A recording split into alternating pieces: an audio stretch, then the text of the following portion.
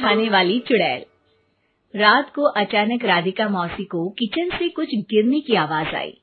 उन्होंने बाहर निकल के देखा तो किचन में उन्हें कोई सफेद साड़ी में दिखा। वो चीख पड़ी, हे भगवान, आलतू जलाल तू आई भला को टाल तू, आलतू जलाल तू आई भला को टाल तू। राधिका मौसी को चीखते सुनकर श्रवण बाहर आता है भागते हुए। अरे माँ, क्या हुआ? क्या देख लिया? दादी माँ आ गई क्या सपने में? अरे बेटा, रसोड़े में देख तो कौन है? श्रवण रसोड़े में झांक कर देखता है और उसे कोई नहीं दिखता अंदर। अब रसोड़े में तो कोई नहीं है माँ। कोई सफेद साड़ी में नहीं है क्या? नहीं माँ, कोई भी नहीं है। चिल्लम चिल्ली की आवाज सुनकर काजल भी वहां आ जाती है। अब क्या हो गया माँ जी? अरे बेटा, रसोड़े में एक चुड़ैल थी सफेद साड़ी में। अरे क्या कर रही थी वो अंदर? अरे बताया नहीं, कल आएगी ना तो पूछ लूंगी। चुड़ैल जी, आपका क्या प्लान है? माँ जी, रात बहुत हो गई है, आपने कोई बुरा सपना देखा होगा, चलिए सो जाइए। राधिका मौसी सोने तो चली जाती है, पर उनको रात भर नींद ही नहीं आती। वो कुछ भी उलझुल बातें सोचने लगती है।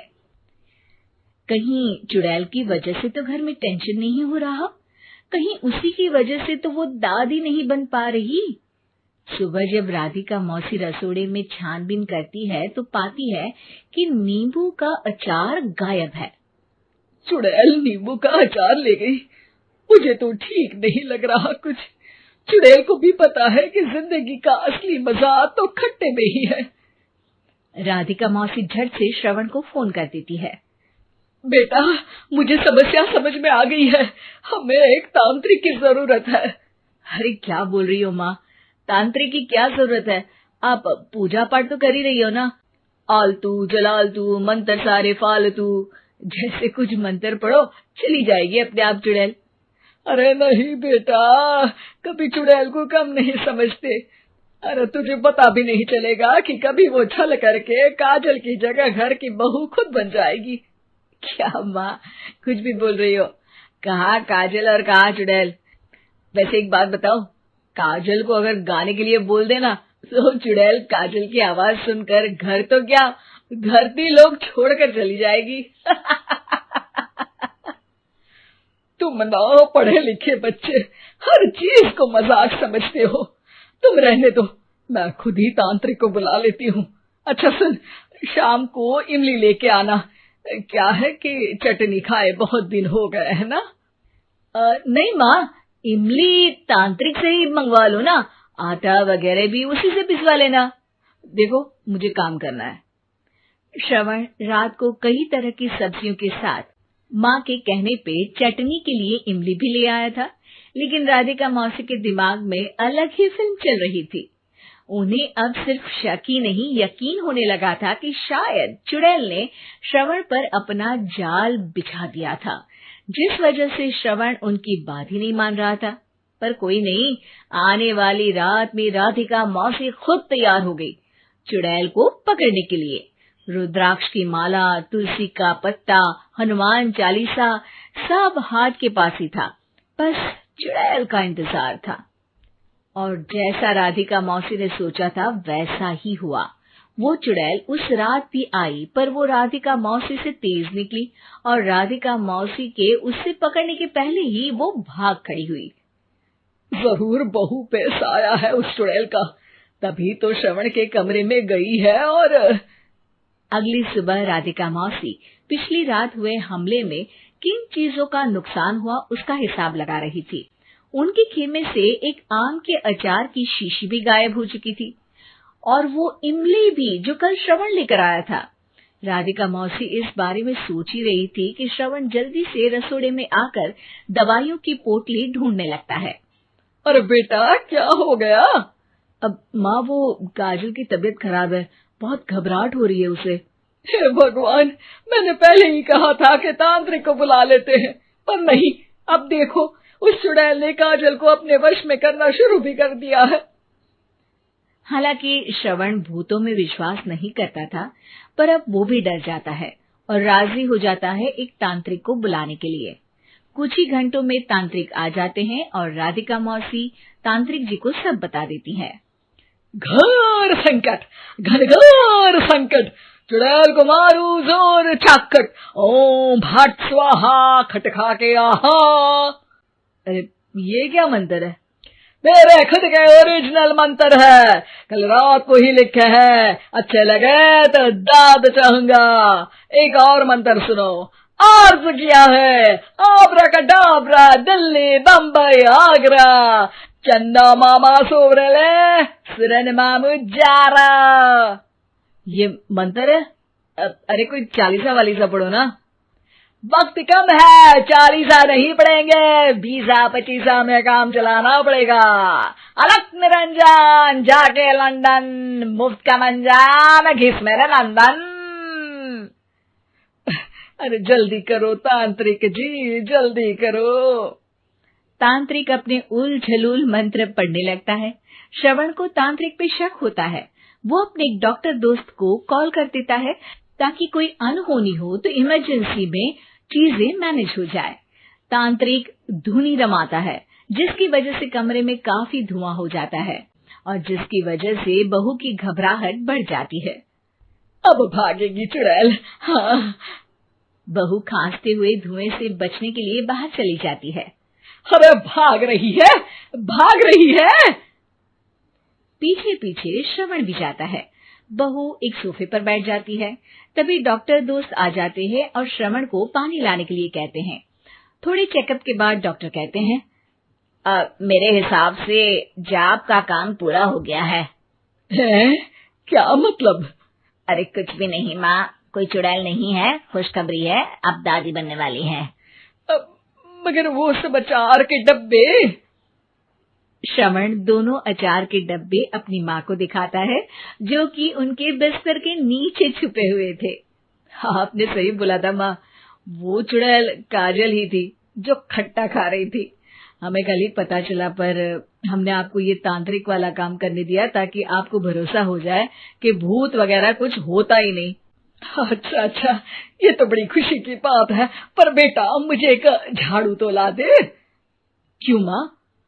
ये तांत्रिक का भूत उतारती हूँ मैं। अब तांत्रिक राधा मौसी के डर से घर से भाग निकलता है और राधा मौसी उसके पीछे भागती है। अरे संकट ये घनघोर है, तांत्रिक मुआ चोर है। सावित्री 2 बेटों की माँ थी। उसे इस बात पर बड़ा घमंड था। वो मानती थी कि बेटे घर की शान होते हैं। ये ले सावित्री, मिठाई खा, मेरे यहाँ पोती पैदा हुई है। ये सुनते ही सावित्री मुंह बना के कहती है, अरे तू तो लुट गई, बर्बाद हो गई, तेरे यहाँ लड़की पैदा हो गई। अरे तू ऐसा क्यों कह रही है? मैं तो बहुत खुश हूँ। अरे जब तेरी पोती के पीछे तुझे खर्चे पर खर्चे करने पड़ेंगे ना, तब ये तेरी सारी खुशी गम में बदल जाएगी। पहले लड़की की पढ़ाई लिखाई का खर्चा, फिर उसकी शादी का खर्चा। अरे आजकल की शादियाँ कितनी महंगी हो गई है। गहने बनाओ, लाखों रुपए पानी की तरह बह जाते हैं।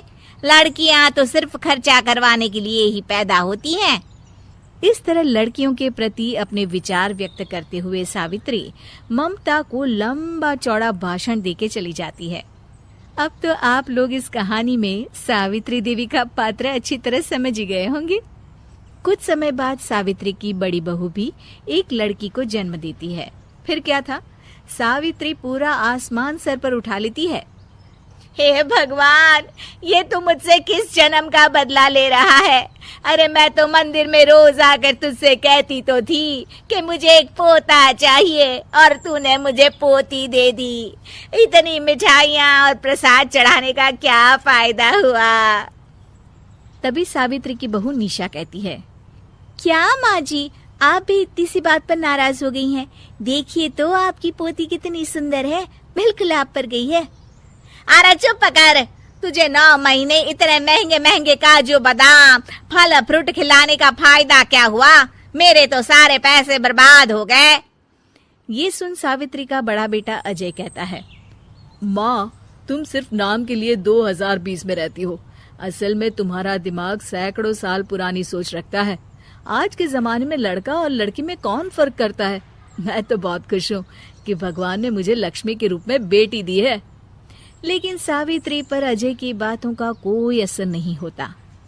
नालायक, अपनी पत्नी की जबान बोल रहा है। मेरा बड़ा बेटा तो हाथ से गया। लेकिन सावित्री देवी हार मानने वाली नहीं थी।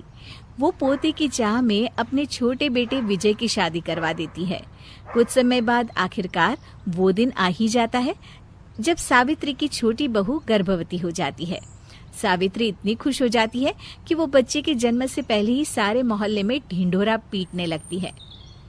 ये क्या सावित्री, तू तो पोते के जन्म से पहले ही मिठाई बांट रही है। पहले पोता पैदा तो होने दे, और फिर क्या पता अगर पोते की जगह पोती पैदा हो गई तो। ये सुन सावित्री चिढ़ जाती है। अरे अपनी काली जबान मत चला। मेरी मिठाई खा के मेरा ही बुरा सोच रही है। बड़ी आई, ला मेरी मिठाई वापस कर। देख लेना, इस बार मेरे यहाँ पोता पैदा होगा, पोता। लेकिन ठीक इसका उल्टा होता है। सावित्री की छोटी बहू भी एक लड़की को जन्म देती है। सावित्री फिर से रोना धोना शुरू कर देती है और अपनी छोटी बहू को कोसते हुए भला बुरा कहने लगती है। देखते ही देखते ये सावित्री की रोज की आदत हो जाती है। एक दिन उसकी इस आदत से परेशान होकर विजय अपने भाई अजय से कहता है, भैया, माँ खुद एक औरत होकर हमारी बेटियों को पसंद नहीं करती, उल्टा उन्हें रोज कोसती रहती है। मुझे माँ की यह आदत बिल्कुल पसंद नहीं आती। अरे तू ठीक कहता है, मैं भी अब माँ से तंग आ गया हूँ। अच्छा, तो अब तुम दोनों इस तरह पीठ पीछे मेरी बुराई भी करने लग गए हो। नहीं माँ, हम चाहते हैं कि घर में शांति बनी रहे। हमें हमारी बेटियाँ बहुत प्यारी है। मैं नहीं चाहता कि वह तुम्हारे ताने सुन सुन कर बड़ी हो, और इसीलिए हम दोनों ये घर छोड़कर चले जाएंगे। हाँ माँ, मैं भैया की बात से सहमत हूँ। जब तुम इस घर में अकेली रहोगी तब तुम्हें अपनों की कीमत का एहसास होगा। अपने दोनों बेटों के मुंह से अपनी माँ के लिए इतने कठोर शब्द सुन सावित्री भावुक और रुआंसी होकर कहती है, क्या सच में तुम दोनों मुझे इस घर में अकेली छोड़कर चले जाओगे? हाँ माँ। हाँ माँ, अब पानी सर के ऊपर जा चुका है। मैं तुम दोनों के बिना नहीं रह सकती। अपनी सास के आंसू देख अजय और विजय की पत्नी अपने पतियों से लड़ पड़ती है। अरे जिसे जाना है वो जाए, मैं माँ जी को छोड़कर कहीं नहीं जाने वाली। भाभी, आप ये क्या कह रही हैं? वही जो तुम सुन रहे हो। दीदी बिल्कुल सही कह रही है। हम बेटियों के संस्कार हमें सिखाते हैं कि सास माँ समान नहीं बल्कि माँ ही होती है, और उस माँ की जिंदगी भर सेवा की जाती है। बेटे अपना फर्ज भूल सकते हैं, लेकिन बेटियां नहीं। आप दोनों शौक से जा सकते हैं। माँ जी, हम दोनों के रहते आपको किसी बात की फिक्र करने की जरूरत नहीं। फिर क्या था, सावित्री के ऊपर छाए बेटों के घमंड के बादल उसकी बेटी स्वरूप बहुओं के तेज के आगे आंसू के रूप में परिवर्तित होकर सावित्री की आंखों से बहने लगते हैं और वो उन दोनों को गले लगा लेती है। मैं जिंदगी भर बेटियों को कोसती रही, लेकिन आज तुम दोनों को देख मुझे समझ आ गया कि बड़े अभागे होते हैं वो लोग जिनके घर बेटियां नहीं होती। उम्मीद है कि आपको हमारी ये कहानी पसंद आई होगी। कृपया हमारे चैनल को सब्सक्राइब करें और सभी अपडेट्स के लिए बेल आइकन जरूर क्लिक करें। और हाँ, वीडियो लाइक और शेयर करना मत भूलिएगा। Bye bye.